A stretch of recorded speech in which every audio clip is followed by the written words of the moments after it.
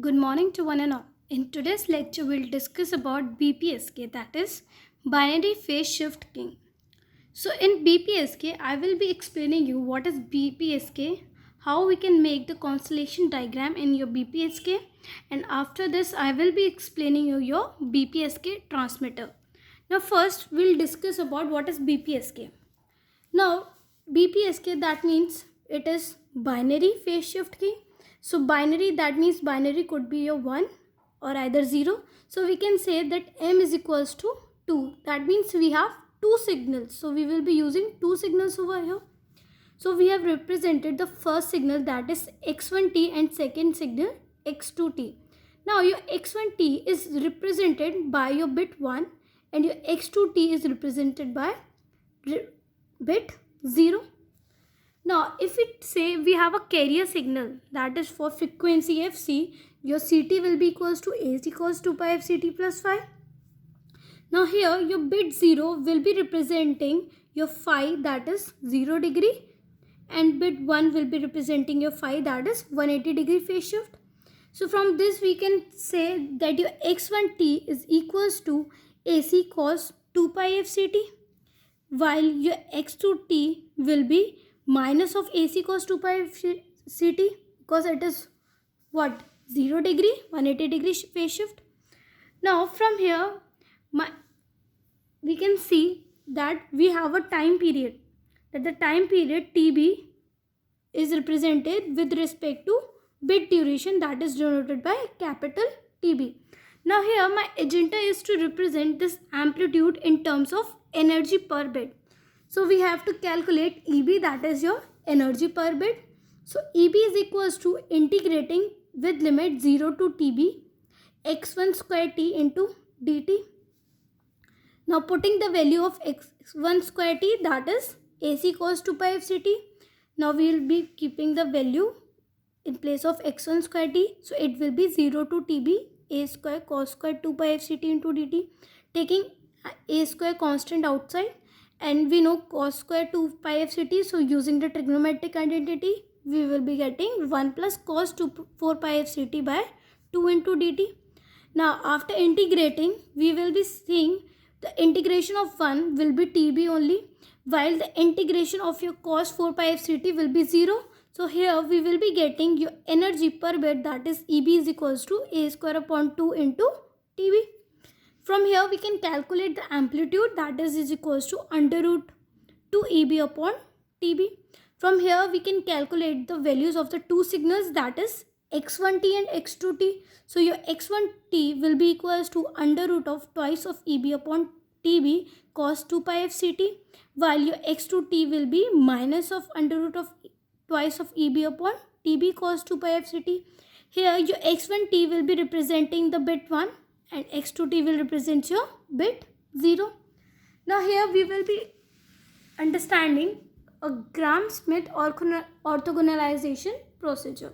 So as per your Gram-Schmidt orthogonalization procedure, we will be finding the number of basic function.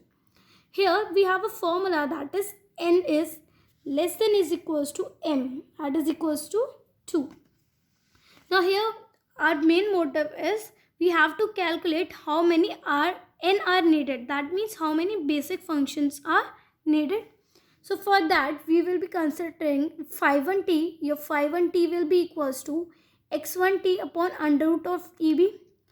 x1t we know, that is we have calculated, that is under root of twice EB by TB. Putting the value of x1t upon EB into cos 2 pi fct, we will be getting under root of 2 TB cos 2 pi fct. Now see here, if we talk about two terms, two signals, that was x1t and x2t. Now if we see here, your x1t, that is equals to minus of x2t. Clear?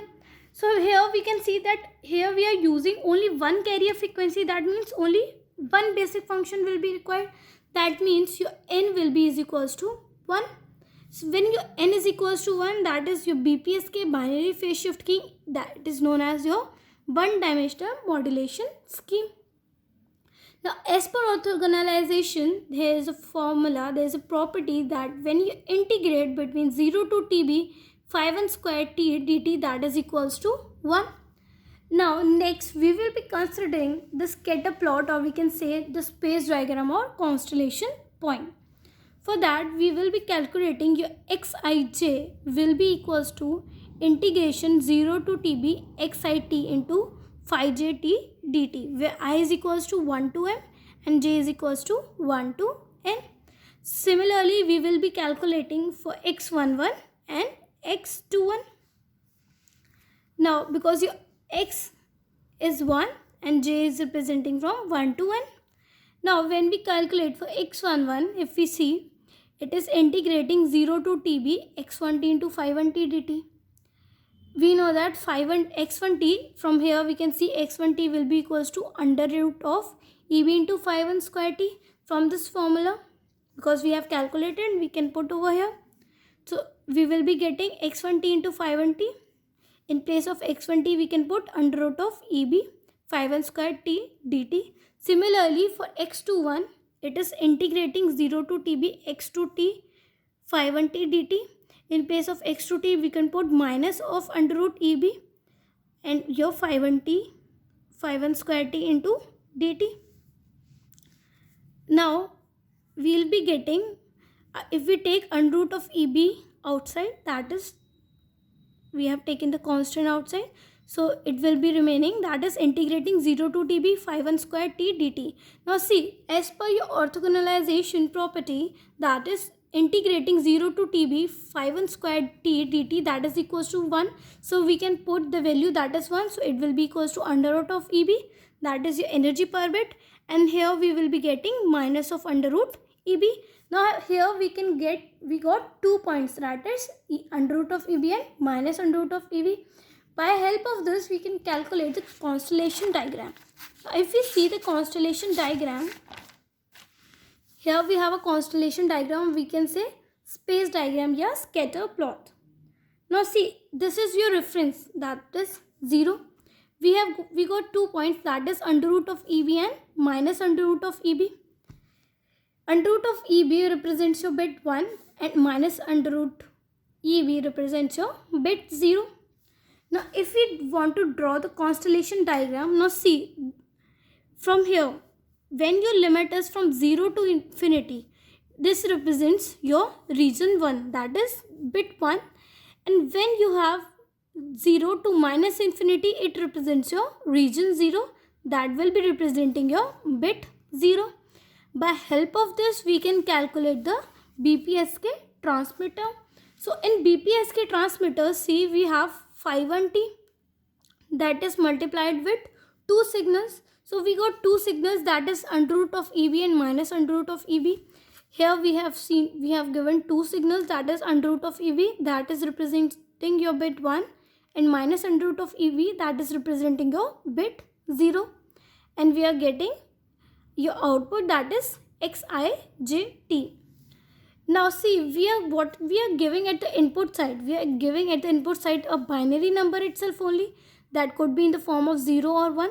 So here we have taken your input binary, that is being converted into your polar line coding, and it is given to your signal, and we are getting the output, that is xijt with respect to function t. So this was all about your BPSK transmitter. I hope you understand. Thank you.